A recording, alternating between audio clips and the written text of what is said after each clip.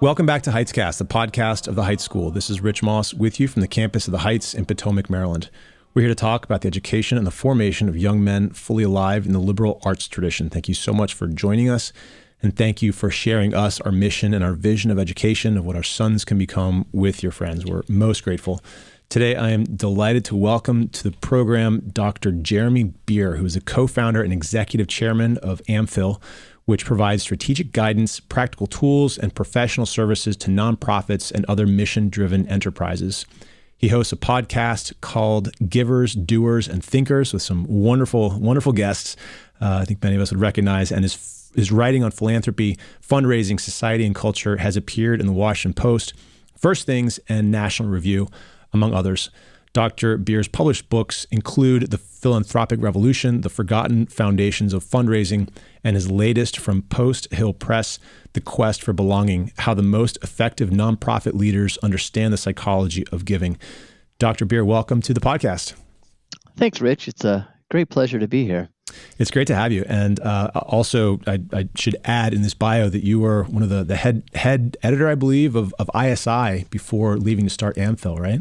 Back in the day, yeah, that was a while ago now, from 2000 to 2008 or so, I was editor-in-chief at ISI Books. That's awesome. And that's beautiful work. I remember as a college student, studying history, and somebody would send me this ISI guide to the study of history, and then I picked up another major in philosophy, and somebody sent me that guide, and then I went to law school, and the third person sent me the guide by Professor Bradley on. I'll say the last two were written by Notre Dame professors, because I think Ralph McInerney wrote the philosophy one. So yes, we were mining the domers for authorial talent in those guides. I love it. No, It was they were great and super helpful.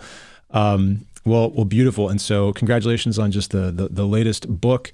And we'll have links to all of this, to your podcast, your website, the book, et cetera, in the show notes of the episode. So definitely want people to not let this be the last encounter with Dr. Beer. But today we are going to talk about kind of this. I think it's a really interesting space that you've researched and written on, and it's this kind of this mix of political life, of civic life, and then the really important life of charity and giving that makes all those things possible. So the way I kind of think about this conversation, and definitely a conversation, we're open to your guidance here, but we'll sort of begin with associations and what is unique about associations in the United States. We'll talk about just some modern recent trends in these associations, and then where the act of giving fits into either sustaining or improving our civic culture. How does that generally sound as a roadmap? If I can give semi-coherent answers to those sorts of questions, Rich, we'll be in great shape. I love it. It'll be a good day. A good day. Well, beautiful. So you in your most recent book and a couple other places I've read you focus on, or you mention. You discuss the importance of associations, and of course, I as a reader of Alexis de Tocqueville, I see that, and I think of him. But what are these? It seems that you believe these to be very important to our civic life. Right. What are the associations that you're talking to us about? Why are they so important to sustain? Yeah, so we're talking about voluntary associations, people coming together to try to achieve some good that they can't achieve on their own, or that the state cannot or is not providing. And as you already mentioned Tocqueville, I mean, he was most famous person to point out the vibrant associational life that characterized American society, and that was what now, 180-ish years ago, 190 years ago. And it's just always been something that's characterized American society, is this vibrant sector composed of voluntary associations, people coming together to pursue various goods with their neighbors and fellow citizens. And it is what I want someone to write a book, Rich. So it's America's 250th anniversary is coming up in 2 years, right? Someone needs to write a book called The Secret of 76 and talk about this, because I think it really is the secret of what has made the United States so prosperous, what has actually safeguarded in an odd and ironic way its religious life, and what religious vibrancy there has been, which has been quite a bit compared to many other nations, is this ability and this culture of coming together in a voluntary way, forming associations to get things done.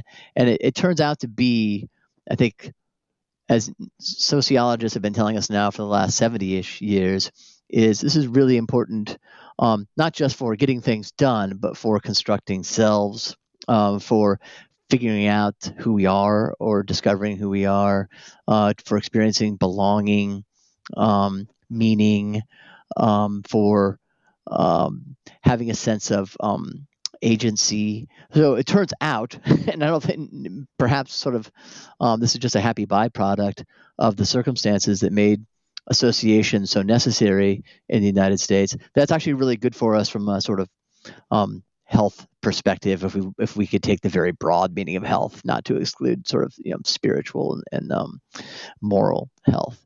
So yeah, that's why this is very fascinating to think about how do we preserve this American cultural tradition, because it's no news to anybody that there are a lot of headwinds facing sort of voluntary associational life in the United States today. Yeah, for sure. Can you give us some examples of when you think of associations? I think some people might hear that and think, okay, intellectuals associating or think tanks in DC. We're not talking about trade associations. Yeah, thank you. We're using sociological terminology here.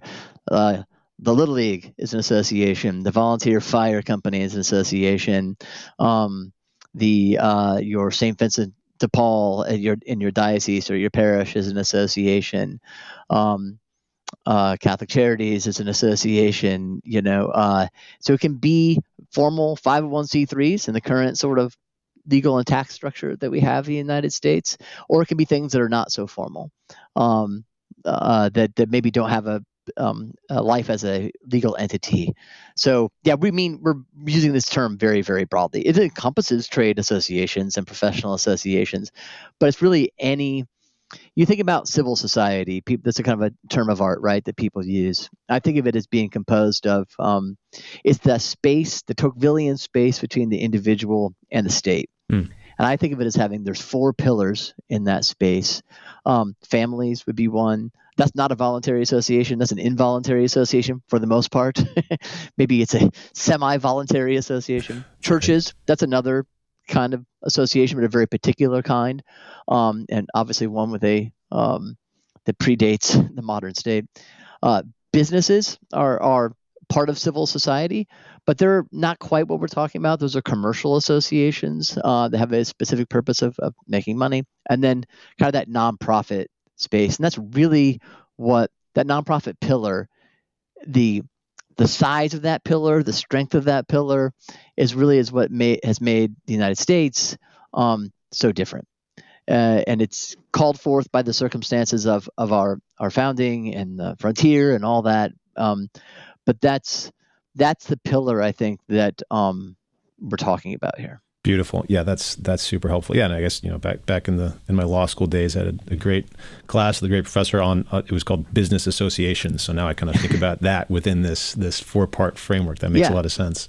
And speaking just to these voluntary associations, why is it that in particular in America they are so important? Why America, not Europe or South America or elsewhere? Why in the United States do we rely so heavily on not to give the entire Tocquevillian answer, which I couldn't do anyway if I tried. I'm not a Tocqueville scholar, but it's the particular, I guess his argument would be, and I think really so the particularly democratic character, the distinctively democratic character of American society, especially as it came into a more robust being in the early 19th century, right after the founding. Democracy is what called forth this kind of associational life, where you find the government or the crown or aristocrats doing something, in Europe, as Tocqueville famously says, I'm paraphrasing, you find an association doing in the United States. And why is that? Because there is no aristocracy, and the government is so small in its extent and reach, and it's bounded by the Constitution, particularly in the early 19th century still, that there's no one else we have to, if this is going to get done, we have to come together to do it. And so I think it's the democratic character of American society as it evolved historically is the primary reason. And later, I think it gets buttressed, not so much in Tocqueville's time, but later after, especially after the Civil War, by a really robust religious institutional life in the United States. And as we may end up discussing here, like religion, religious practice, affiliation, attendance, that's all very highly correlated. That's the matrix, the context in which so much of America's associational life takes place. So as Americans got more religious, which they did do until about the late 1960s, when we've become more and more irreligious. Associational life flourished all the more because there's a lot about religion that promotes, and I say religion, we're really talking about Christianity here. There's a lot about it that promotes this kind of coming together to pursue goods. Interesting. Yeah, and it is true. I've been blessed to have kind of an international background. We were chatting before the record button was hit, but I've lived abroad a bit, and it is interesting when you come back to the U.S. One of the things, there's a couple of things that strike me right off the bat. There's something really beautiful about seeing that American flag. There's other things, but once you get on the Beltway, something that always strikes me is the number of bumper stickers on cars. You know, you can look at the back of a car and you're like, okay, this person has X number of children and these are their sports. Like, oh, that's their swim club. Right. They cheer for this NFL team. And it's interesting to see what a big deal our associations are to us. I think they're a big deal in a way that we don't even realize. Is that fair to say, do you think? Absolutely. Yeah. I mean, I don't think we sit around thinking about how our associations help us, they can confer upon us an identity or help us construct an identity, and how we advertise that. Oftentimes we advertise our associations on on the backs of our cars as a way of telling people who we are, and as a way of maybe telling ourselves who we are, right? And what we strongly believe in. It's a weird thing that humans do. It is but very much the case that, and I think that's also partly why we see this sort of crisis in identity in the last generation, is the crumbling of associational life, especially religious identity and affiliation. I think the crisis in identity probably is largely rooted in that, and we just casting about, well, who am I? And people, again, not thinking that explicitly to themselves, but implicitly. And well, if I tattoo myself, that will tell me who I am. Right. It tells everybody else who I am, and therefore it tells me who I am. And I think that's tied in with this, And they get a lot of like advertising of who we are through announcing it off on our bumper stickers or social media, whatever it might be. Yeah. And a lot of that, of course, takes a very unhealthy form, in the form of what we now talk about when we talk about identity politics and things like that. Yeah, right. It's an interesting time in that regard for sure. I'm not sure there's anything here to explore, but what's the relationship? Or sometimes we talk about, when we talk about our school, we talk about the Heights community. I think of a school in a way as an association. For sure. Is there a link between community in the way that we use that word and association? Or are the two kind of interchangeable, or how do you see them as related? I think associations are forms of community. Okay. I think that's how I'd like to put that. They are particular forms that community takes. Yeah. And community always has to take like a human soul. It has to take form in a body, right? That's right. Community has to take form in particular associations, and schools are a great example, right? That's really a classic example of kinds of associations that America has been great at forming on their own. So many institutions of higher education, as we know, and then obviously at the secondary and primary level, like the Heights. Yes, community isn't real. The more local it is, the more real a community is in terms of actually being able to help its members achieve the goods of community, the distinctive goods of community. And a school is very, central. It is a classic kind of associational form that really instantiates a lot of the goods of community, in bringing people together for a meaningful end in a kind of intensive way, that requires relying on one another in a lot of different ways, and putting people into different roles. I'd have to think more deeply about this and think of what sociologists would say the actual criteria of a community are. But I think you're absolutely onto something. Yeah, no, that's awesome, because I again still just formulating ideas myself, but yeah, that associations as places where you can share a common life.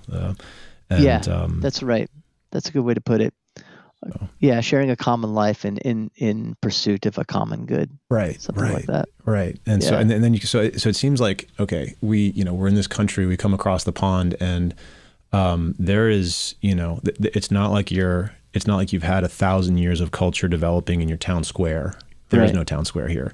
Yeah. There's not like you've got generations of guilds and all the other things surrounding you as in the old world. I mean, here it's you and Ma and Pa and the little house on the prairie, and you're kind of nature. Nature, exactly. And so you can see how associations would be so important here as we try to formulate some sort of an approach, understanding who we are, what we're about, and pursuing those things in community.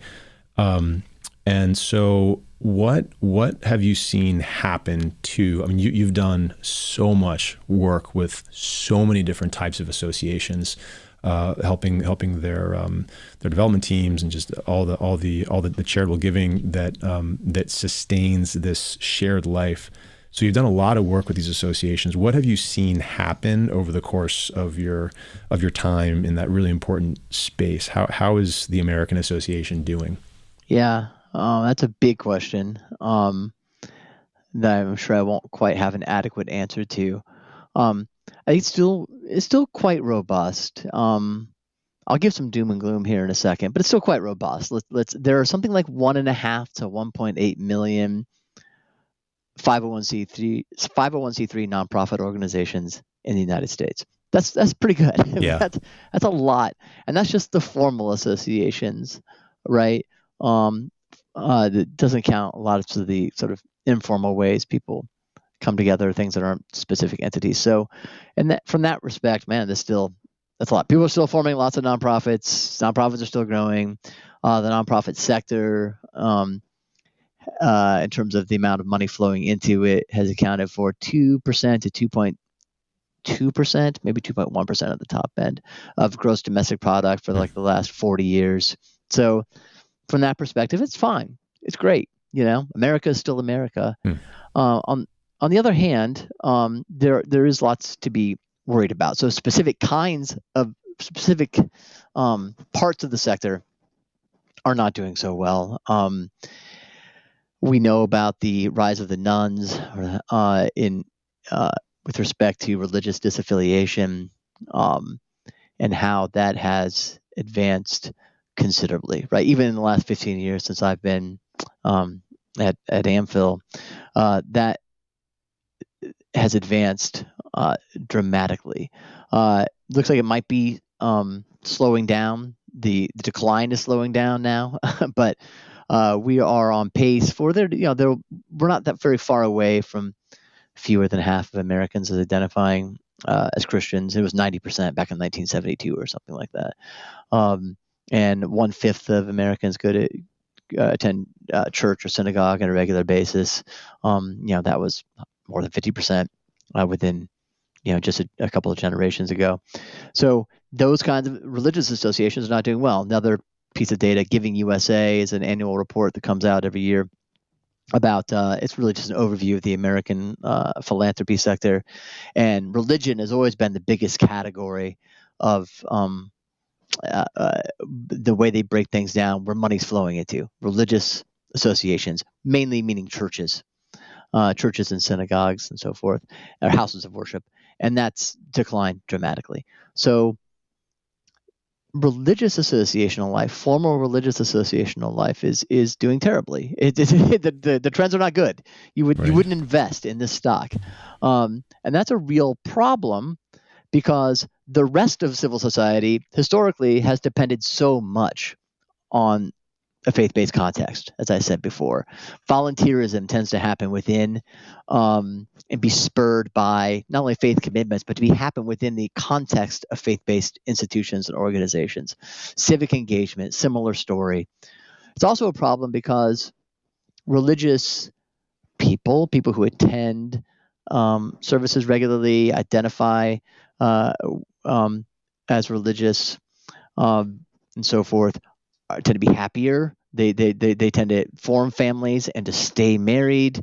They're healthier. They do better economically. All these things, and so as religiosity wanes, the need for civil society's institutions to come to the aid of people who are suffering only will grow. So this is a long. There's a lot more to say about this, right, Rich? I sort of just got off on this in this direction, but I think big picture giving is kind of where it's been. Association, we still have lots of nonprofits, great, but if you dig in, one issue I would really point to that's really, really troubling is growing irreligiosity because so much depends upon it. Yeah, for sure. Your book has so many statistics about the link between religiosity and giving. So it seems like it's this double or triple or infinity edged sword where by virtue of a religious affiliation, you are more inclined to give. And then in addition to that, your religion itself is creating opportunities to give that are serving a need.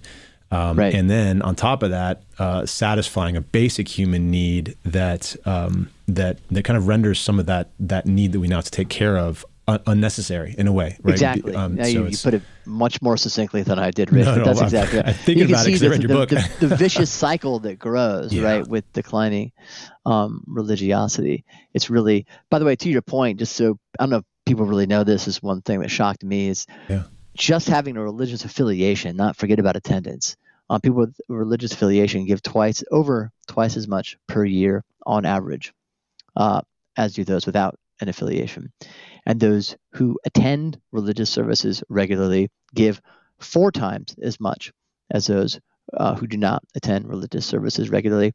And those who attend religious services regularly give more to secular causes than do those who are secular, who don't attend religious services regularly. So it's a stunning difference. And it's hard to think it's anything but at least partially causal, right? I don't think this is just correlative. Right. And it's something I think about a lot because it just doesn't portend well for what has traditionally made America really unique and different and vibrant. Yeah, for sure. So you've shared some of what is happening. So you've shared essentially just circling, going out and come back in again, but the importance, what associations in general, what they are. I love how you mentioned the Little League. It's a great example. This isn't just sort of the big think tanks downtown. This is like KFC giving out Tootsie Rolls, raising money. This is Little League. This is all sorts of things. Why they're particularly important in this country. Some of the troubling things that you're seeing. Maybe we can step into for a moment, and this is like a book on its own, but I think you did a really cool job, not only in this the book that we're talking about now, but also I read an essay that you wrote in a collection of essays on Wendell Berry, it was funny. I got the collection and I went to this chapter that I like the title of it, and lo and behold, there you were as the author. It was kind of a happy circumstance. But so drawing, just on your experience across the board, why is this happening? Why are associations maybe struggling a bit, even though they're still pretty vibrant, but why do we see a bit of this decline? And I think here, there's aspects of just modern American life. We're mobile, we're motivated, we're hardworking, we're going to get ahead. Technology is interesting. There's a lot of possible reasons that I've heard you mention, but what is it that is causing a little bit of this unraveling, perhaps, of our associational life? Yeah, no, there's so much. it's there's a what would they say? This is a um, overly determined sort of outcome. There's so many factors, as you're pointing out, I think, that go into this. And we talked about religion. I think you just touched on one there. Since we're talking, if we want to talk about Wendell Berry, is um, mobility, geographic mobility, is probably not in the end such a great thing for associational life, or at least too much of it, right? I mean, now Americans have always been very geographically mobile. So we've managed to do this without ever being sort of a static place. But that certainly mitigates against, it's hard to invest in a community and in the associations that make up that community if you're not committed to being there over the long term. It's just sort of a cost benefit analysis that people implicitly do.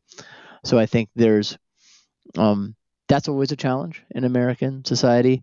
I think what's different now is technology, especially sort of the uniting of the smartphone and social media. We see all the negative health consequences that's having, especially for Gen Zers and millennials, especially for girls. But I think it also mitigates against, again, the associational life, just as to some extent TV did before it, right? It draws us inward. It directs our attention to people who are distant from us and to things that are distant from us. It's sort of an outrage machine, as we know, and so it's these technologies are calculated to keep us, not to bring us together, right, but to put us at each other's throats. And it makes us distrustful of our neighbors. It also just takes time away from our neighbors. I think I saw there's some stat, I think it's in the book, the time people spend chatting to or hanging out with their neighbors, as one of those that's really cratered over the last generation. People just don't know. They don't talk to their neighbors anymore. They don't know their neighbors. They don't want to know their neighbors. The neighbors they might be wrong on all sorts of things, and we know that now because I know my neighbors on next door, and they say all sorts of stupid stuff all the time. Right? I mean, it's just so the technologies we developed are just in various ways, I think, hostile to the formation of community. If we all lost these like tomorrow, and went without them for a year, we it would be good for associational life. I think there's just no doubt about it. So I think that's the biggest change. I don't have any data to back that up, but I think that's not a difficult argument to sustain. One other thing I'll point out, Rich, since we're on this topic, is I do wonder to what extent rising wealth and income disparity has done here. That's a finding that I accept. Not everybody accepts that. I know I've had discussions with people who are like, no, that's not true. I think it is true from what I can tell in the data, and I think there's such a much bigger gap between the rich and the middle class, and especially like the working class now, that some of the small d democratic character of American society is being lost. There's a sort of Brazilianization going on, I think, in some ways, and I think that also mitigates against the formation of healthy community. It certainly mitigates against. I think it's going to be a problem for charitable giving. We see a higher percentage of America's charitable giving is coming from foundations and from ultra high net worth individuals than ever, as far as we can tell. Certainly from foundations than ever, and it's making philanthropy more of an elite affair than a democratic affair, and I think that leads to suspicion of the philanthropy sector among those who are not part of that class, and I think that's something else, another trend for us to be aware of and to try to mitigate however we might be able to do so. That's super interesting. So even if kind of the bottom line is the same, meaning I got the one big donation instead of 200 or 300 or 4,000 smaller donations, even if it's the same amount, you're saying there's still something that's been lost. Yeah, exactly. I mean, for the health of society and for the health of that organization too. By the way, you'd rather have the 4,000 donations, right? But certainly for the health of society, since the mid 1980s, um, giving in real dollars, giving by individuals in America has risen by I think about 170% or something. It's around there. Giving by foundations has risen by over 1,000%.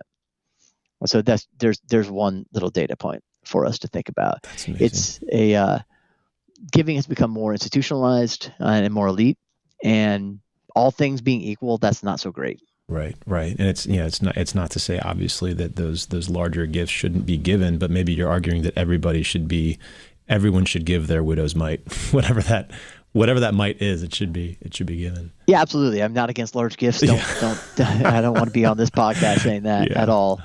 But it is, yeah, I think it if charity in America has long had a democratic character. That's all. It has the taste and smell of democracy to everybody in. Right. And if it begins to have the flavor as it is, I mean, I don't think this is a will it happen in the future. This is happening.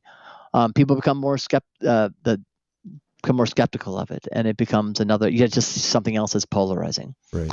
And we don't want that. We don't want that to happen. That wouldn't be good. Right. And you also probably want people who are supporting organizations at whatever level to feel a sense of connection to those organizations. Like when, there's certain organizations that my family and I support, and it's when you get the mailer, it's exciting to see what's going on and to hear the stories, and you kind of get this sense of like, okay, this is, you're a part of something important that can then also lead to other sources of community and identity, right? And so you wouldn't want to lose all of that either. That's right. Yeah, that's the other part of this, and that's a lot of what the book is about. Is sort of making the quest for belonging. That is making the case that it is the best nonprofit organizations or associations, use the language we're using here, do a really good job of creating that sense of an usness, right? Yeah. Of we're together, we're doing this thing, and there may be different roles. I'm the leader of the organization, you're one of the supporters of the organization, but we're together achieving something together. And I'm not saying they do that in a manipulative way or a way that's I mean that as a positive thing. Yeah. That they bring home the essential truth that if we're going to achieve X good, it's going to take a lot of us coming together in different ways and in different roles, maybe in the sacrificial ways to make that happen. So you're right. The best organizations, when you get the mailer, you actually want to open it up. Yeah. When you get the email, you actually want to click on it. Right. When they send you an event invitation, you actually want to go. They do a really good job of making that usness real and genuine. Yeah, for sure. It's been I think it's just as the world has gotten kind of louder, I've started to be pretty brutal with my email inbox. Certainly a long time ago, started that with our actual mailbox, but you just, you want to make sure your time is limited. And your attention is finite. And so it is true. It's interesting to sort of see which groups, organizations, thinkers, associations, nonprofits, you preserve your attention for. And it's true that there's an art there. Focusing a bit then, so as, again, the importance of associations, not only in the individuals who receive the benefit of the associations, be it the poor or the hungry or the kids playing baseball, the influence of these associations on American life, American civic life. So not just the kind of this great charitable legacy, but also the goods that come from associating, seeing what's happening to just our associational spirit. How, as a giver, right, as somebody who is interested in, we got to do something. How should we approach this? You outline a few different ways, a few different models, I'll say, of giving. I'd love for you to just explain some of that and how we as givers should participate in this associational world. Yeah. Yeah, I mean, I have a lot of thoughts on that. I would want to preface everything by saying Please. that your pathway is distinct from anybody else's pathway. Most likely, it's sort of saying that all givers should do X would be as silly as saying all Catholics should be uh, priests or nuns or whatever. I mean, there are different roles to play, right? Right. And you may be called to do something different as a giver than somebody else is called to do, even somebody else with similar resources. So let me just say that right now. I think there's no one size fits all. But having said that, some things maybe to consider. Um, One is, I think, to kind of keep in mind the what Thomas Aquinas calls the order of charity. That there's we owe certain things um, to certain people that we don't owe to other people. Right. We have certain kinds of obligations to our parents or to our children or to our siblings that we don't have to somebody who's a stranger or who's a distant cousin or whatever it might be. And I think that's, as a giver, so a similar principle applies. There's, to whom do you owe, um, or who has the highest claim on your charity, is something to really, I think, reflect on. And it's there's a school of thinking which we talk about in the book, and I know you're familiar with, Rich, called effective altruism. Mm-hmm. Which, if you want to know sort of what, like, to stand against, that's a good thing. Learn about that and don't do what they do. Don't do what they say to do. It's a frontal sort of utilitarian attack on exactly what I was just saying. It's sort of a Thomistic or Christian understanding of charity. There is no order of charity. It's what you're obligated to do is to use your money where it'll have the most good for the most people. Very utilitarian, and it's all sorts of reasons why this is actually unworkable, and the premises are unproven and perhaps unprovable, and it's inhuman in the end. But my advice would be the opposite: is to reflect on who has the highest claim on your charity, and there's going to be concentric circles there, probably, right, or out radiating circles, I should say, and try to match your giving with those claims. And I accept providence. Accept providence. God is going to bring organizations, needs, people into your life, and if you are that He wants you to be involved with, and I think being attentive to that, spiritually attentive, and that's a whole other thing to discuss, well beyond my realm of expertise. But I think that's there are a lot of accidents, right, or a lot of just coincidences. So I think that's okay to be attentive to things like that. Now, I guess the last thing I'll say is Rusty Reno has a line in some essay, which I think is really good. It's about mammon and the spirit of mammon, and how sometimes our giving we try to make so rational that we're still actually sort of controlled by the spirit of mammon. We're still trying to use our resources to exert control over the world in just the way we want to have control over the world. And I think the phrase he uses is preserving an irrational margin to your giving. I think there's something to that. And that could go with what I was just saying about being attentive to providence. I think it's okay.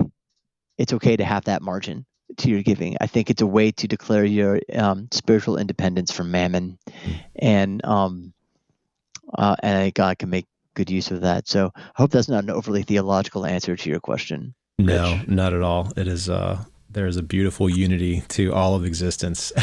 So spending some time there is just illuminative of the rest of the human experience. So that's really helpful.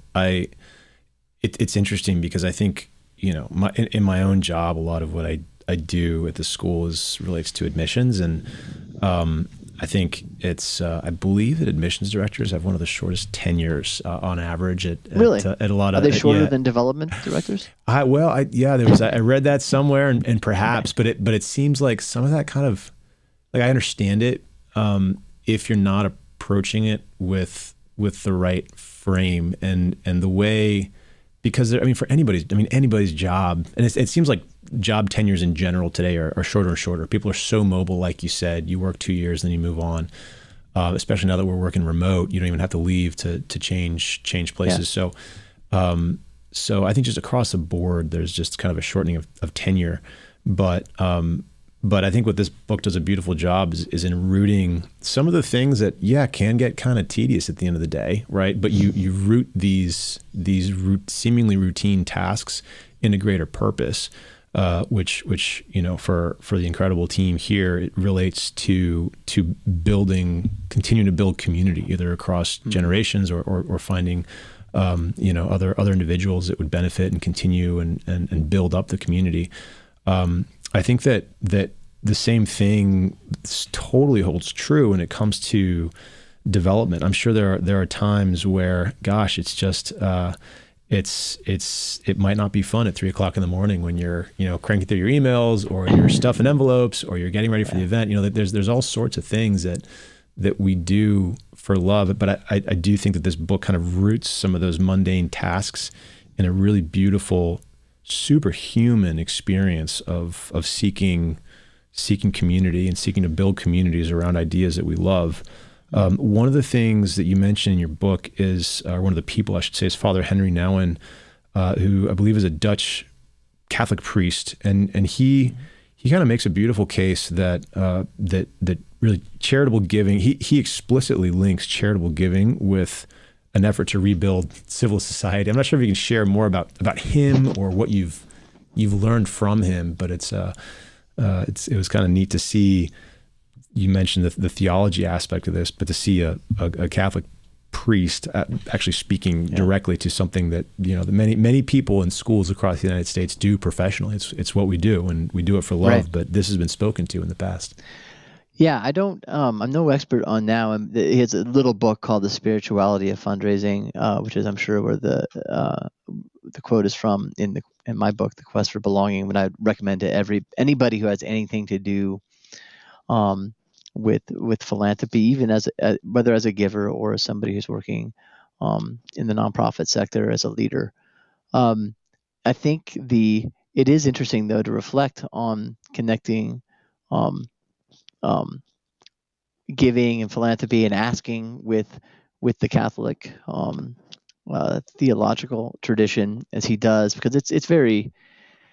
It's not only it's rich, and it's important to keep in mind in every day, as you were saying, because you are really, if we're doing this right, we are giving someone an opportunity to give is not just a fancy, is not just to dress up something that's otherwise kind of yucky or dirty and with nicer language. You really are doing something important, because almsgiving is a way of wiping away the effects of sin in the Catholic theological tradition.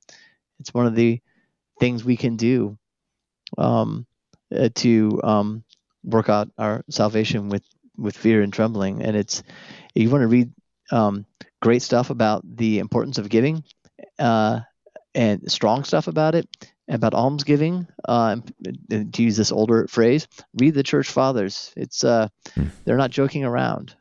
Read someone like St. John Chrysostom or I think Basil or Gregory Nazianzen. Others have really great stuff on this. So I think giving people opportunities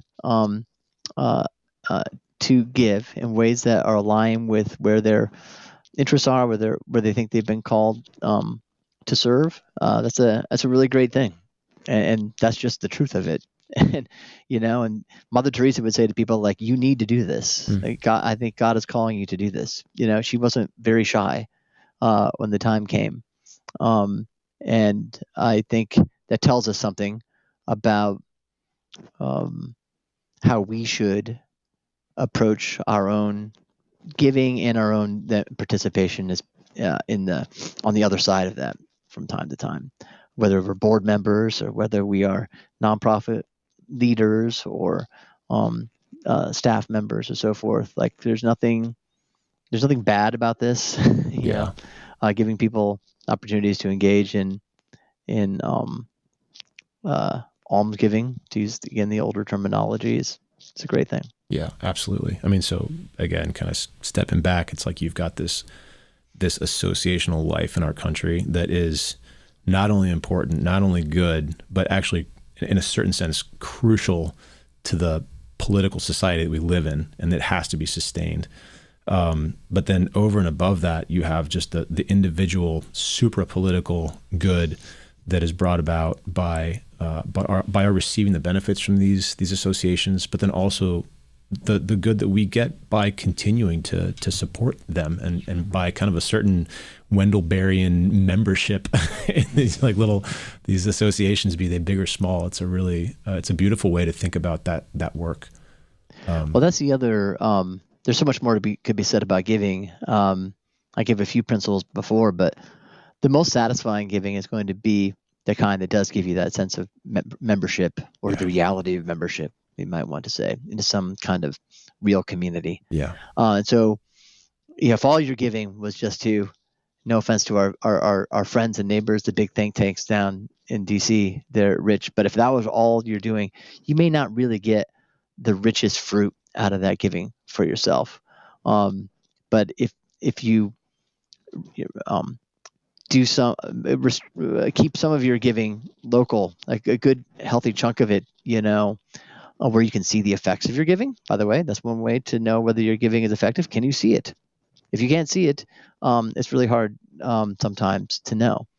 But also to give you that sense of belonging, right, of membership, as you said, and to know that you're helping to build up community, right where you are, where your feet are, where you've put your bucket down. I think that's a really good principle to live by. Love it. I love it. Well, beautiful. You've written well.